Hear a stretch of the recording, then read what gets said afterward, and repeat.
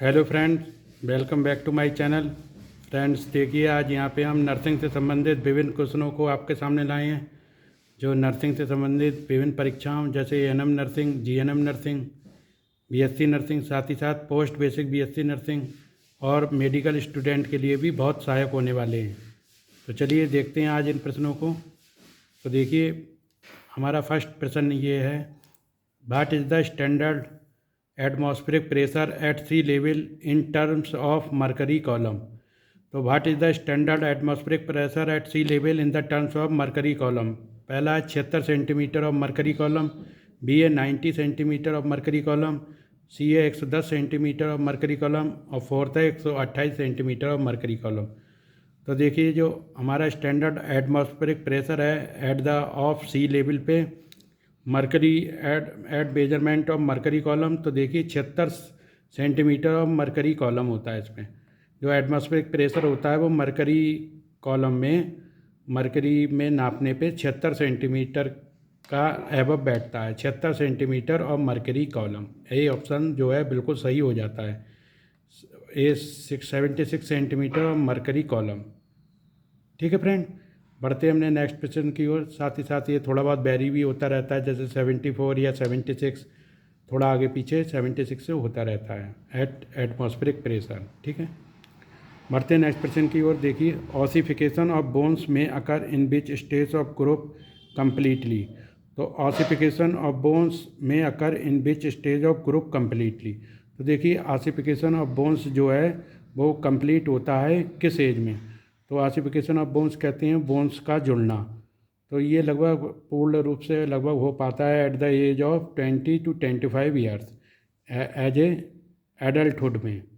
ठीक है, साथ ही साथ ये by person to person vary भी करता है और ज़्यादातर ये एडल्टहुड में अपना कंप्लीटली ऑसिफिकेशन ऑफ बोन्स हो जाता है। ठीक है, और एज नियर अबाउट लेते हैं तो ये 17 ईयर से लेकर 25 ईयर्स तक लगभग नियर अबाउट बैठता है। तो वही इसमें ऑप्शन दिए गए हैं at the age of 20 to 25 years. तो बी ऑप्शन यहाँ पे बिल्कुल ठीक हो जाता है। ठीक है फ्रेंड, बढ़ते हैं नेक्स्ट क्वेश्चन की ओर। देखिए, posterior communicating artery is a branch of. तो posterior communicating artery is a branch of, इनमें से किसकी ब्रांच है पोस्टीरियर कम्युनिकेटिंग आर्टरी। तो देखिए, पहला है इंटरनल कैरोटिड आर्टरी, दूसरा है मिडिल सेरिब्रल आर्टरी, तीसरा है एक्सटर्नल कैरोटिड आर्टरी और चौथा है पोस्टीरियर सुपीरियर सेरिबेलर आर्टरी। तो देखिए, इंटरनल कैरोटिड आर्टरी जो है यही डिवाइड होके पीछे के पोर्शन में जाती है और पोस्टीरियर कम्युनिकेटिंग आर्टरी जो आर्टरी बन जाती है। ठीक है, तो पीछे के हिस्से में पोस्टीरियर कम्युनिकेटिंग आर्टरी जो branch of internal carotid artery जो है यहाँ पे बिल्कुल सही हो जाता है। A option internal carotid artery is the right answer. ठीक है, A option is the right answer, internal carotid artery. ठीक है, नेक्स्ट क्वेश्चन की ओर चलते हैं। देखिए, नेफ्रोपोटाइसिस मीन्स दैट इज। तो नेफ्रोपोटाइसिस मीन्स दैट इज क्या होता है, किडनी प्रोलैप्स और rupture, stones in the kidney present, तीसरा न्यूरॉन्स में डैमेज और चौथा नन ऑफ दीज।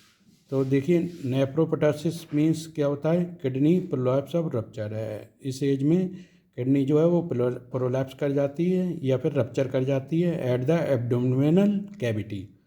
तो एब्डोमिनल कैविटी के अंदर ये किडनी प्रोलैप्स हो जाती है या रप्चर हो जाती है एट एनी ट्रामा और एक्सीडेंटल कंडीशन। ठीक है, तो nephroptosis kidney prolapse of rupture is the right answer, A option is the right answer. बढ़ते हैं नेक्स्ट क्वेश्चन की ओर। देखिए, इन विच कंडीशन में not occur in deep burns. इनमें से कौन सी कंडीशन जो है वो डीप बर्न में नहीं पाई जाती। पहला हाइपोथर्मिया, दूसरा हाइपरथर्मिया, तीसरा फ्लूइड लॉस बाय इवापोरेशन और चौथा इंक्रीज्ड वैस्कुलर परमेबिलिटी। तो देखिए, इन विच कंडीशन में not occur in deep burn, देखिए डीप बर्न में हाइपोथर्मिया की स्थिति, हाइपरथर्मिया की स्थिति नहीं होती। तो डीप बर्न्स में जो गहरे जख्म होते हैं बाई बर्न्स, तो उसमें हाइपरथर्मिया की स्थिति नहीं पाई जाती। तो बी ऑप्शन जो है hyperthermia is the right answer. बढ़ते हैं नेक्स्ट प्रश्न की ओर। देखिए, जो कि आज का हमारा लास्ट प्रश्न भी है, तो आज इस प्रश्न को भी देखते हैं। देखिए, द मेन कॉम्प्लिकेशन ऑफ एपेंडोमोसाइटिस इज। तो दो मेन कॉम्प्लिकेशन क्या है एपेंडिमोसाइटिस की मेन कॉम्प्लिकेशन क्या है? एपेंडिमोसाइटिस, ए पाइल्स, दूसरा सिरोसिस ऑफ लीवर, तीसरा जॉइंटिस और चौथा परफोरेशन।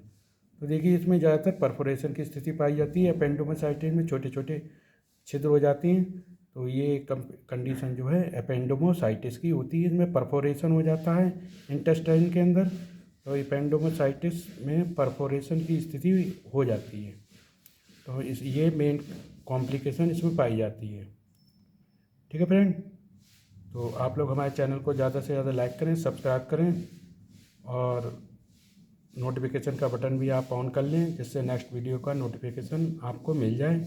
और इसी तरीके से आप लोग हमारे चैनल से ज़्यादा जुड़े रहें, साथ ही हमें मोटिवेट करते रहें। ठीक है फ्रेंड, मिलते हैं अपने नेक्स्ट वीडियो में। Thank you. ओके।